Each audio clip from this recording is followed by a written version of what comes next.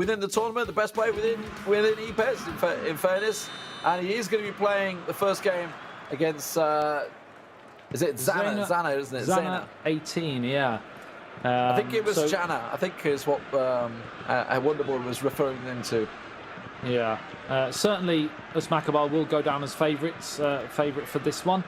France kicking, of course, from left to right in their home strip as we get things underway. Well, they're already getting themselves a chance early on. Of course, as you mentioned, Croatia, they went through, I think it was like the 9th or 10th penalty in a bit of a crazy matchup.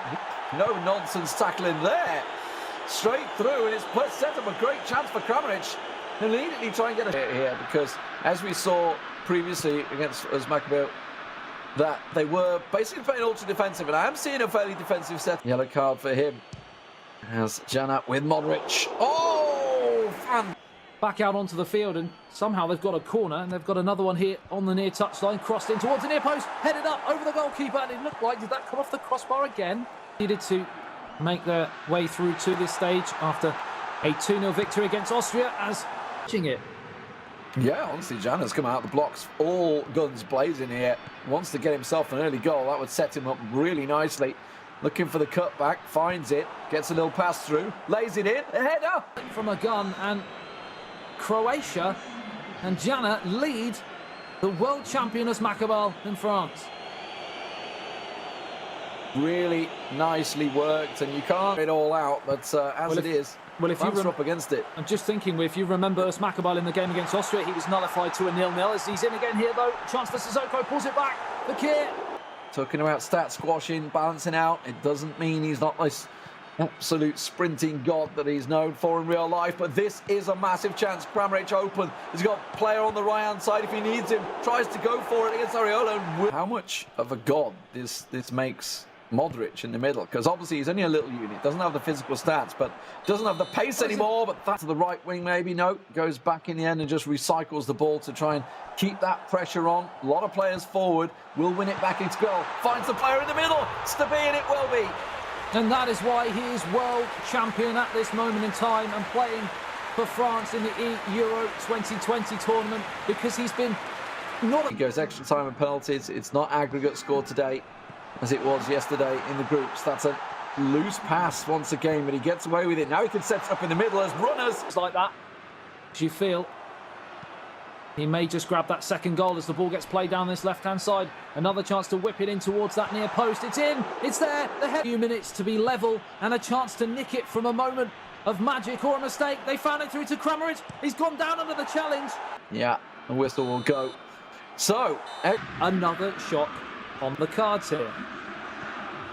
And it was Dzaner that came out on top in the epic penalty shootout versus Montenegro in the qualifiers. Beats the keeper in the air, the big unit that he is, tips it into the corner. This is why Usmakabyle is so strong. He doesn't champion performance in the champion round. He's champion, that. Oh, it's good. He's in again here, though. It's Dembele. It's again the Croatian team. They've got some big defenders in there, so should be able to clear it, but that was spilled. Now Olivier Giroud, chance to seal it in the 120 minutes, the 30 of extra time, but on this occasion, as you've seen time and time again, sees the game out. For eEURO 2020. So kick-off underway, and here we go. France, of course, playing in the blue, and Croatia in the red and white. Yep. It's a very quick start here from Croatia, and it's a first chance. It's a first goal. And Croatia, after a little bit of heartbreak, are livening straight up here and send themselves... Pretty much wipe the floor of all who came at them, whether it be 1-0 or 2-1. They might have to go that sort of route again. At the moment, it's Croatia that will lead as we just head into 10 minutes. There's a massive opening on the left wing, and he finds it. Antoine Griezmann looking to work it. It'd be interesting to see whether Croatia actually continue with the vein of form on the front foot. Have actually looked really dangerous. And maybe that might be a tactic that would serve them better all the way through as the ball gets played through. Sterling. A bit of a panic moment, I think is best to say. Corner flicked in, it's headed loose, there's still a chance, it's still alive. Croatia have the ball. can whip it back in again, and they do. They beat Luxembourg, they beat Montenegro. They can only beat the teams in front of them.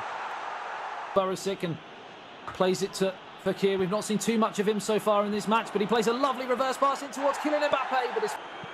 Breathe a sigh of relief. We saw how France worked their way back in the game. There's a massive opening on the right. The defender's got across well. Cuts Perisic, the superstar for Croatia, who got the goal. And it was a very clean one from the off. Now France with a chance, but he can see just how much is being held up. That has to be, and it will be. For Lotfi. And he was caught napping there. The Croatian man. Too easy. Played across, unmarked in the middle. As Lotfi is looking to do what Usmakabyle did moments earlier. Lamar on the turn, tries to find Griezmann. Ricochet. That's just about the worst thing that could have happened, because now the counter's on and they've got even numbers. Look at this on the right-hand side. Dembele backs a pace to the cross. Gonna be. First game, the fresh legs, the fatigue in the rear guard for Croatia. And he's given far too much room there. And he turns it home. And time running out.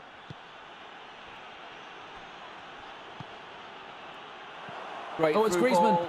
Oh, it has to be 3. He just slots it across for Mbappe. 3-1. Mbappe was subbed for Giroud, so it couldn't be him.